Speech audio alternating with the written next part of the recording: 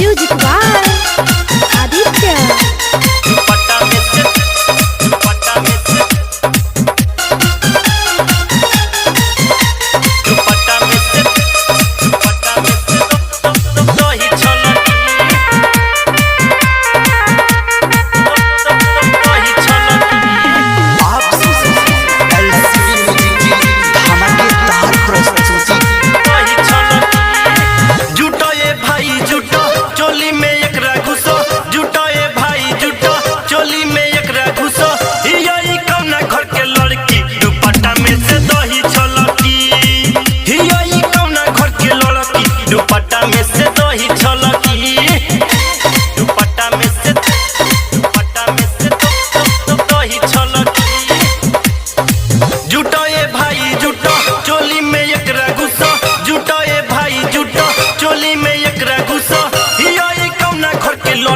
दुपट्टा में से दही छलकी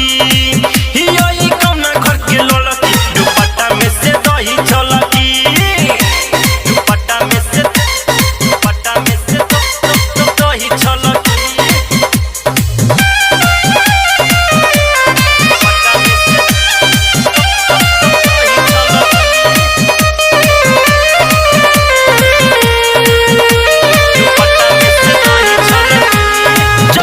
जवानी बटे फेंको दिया लूती बिना पानी डलले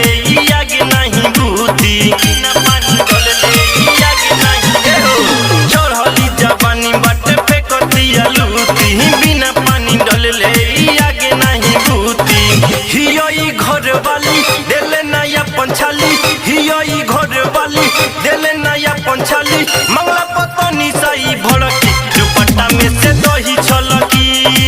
हियई कौना घर के लड़की दुपट्टा में से दही छलकी दुपट्टा में से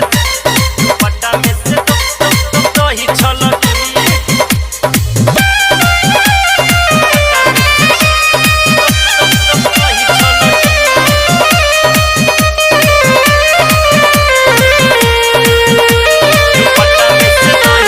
बड़ी सुधा लगतिया अपनाई घर के रोज रोज देतिया सज के सहर के रोज देतिया सज के सहर के बड़ी सुधा लगतिया अपनाई घर के रोज रोज देतिया सज के सहर के ढोली गहिर बटे चोली समीज बटे ढोली गहिर बटे चोली समीज बटे मारे करैलस पत्थर की दुपट्टा में से दही छलकी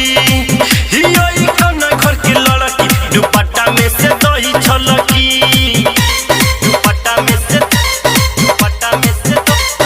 दही छलकी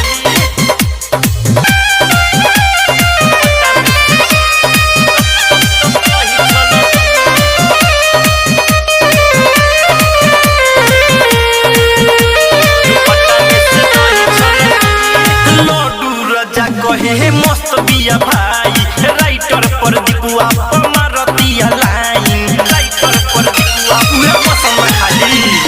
लड्डू राजा कहे मस्त बिया भाई सागर सदाम पर मारतिया लाइन अनिसुर से लड़ल बिया सबत के सहल बिया अमीर से लड़ल बिया विशाल के सहल बिया सुआवे रोजई हो खलकी दुपट्टा में से दही छलकी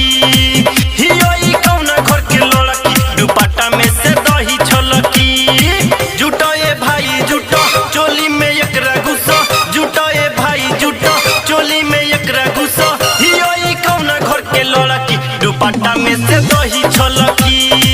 हियई कौना घर के लड़की दुपट्टा में से दही छलकी।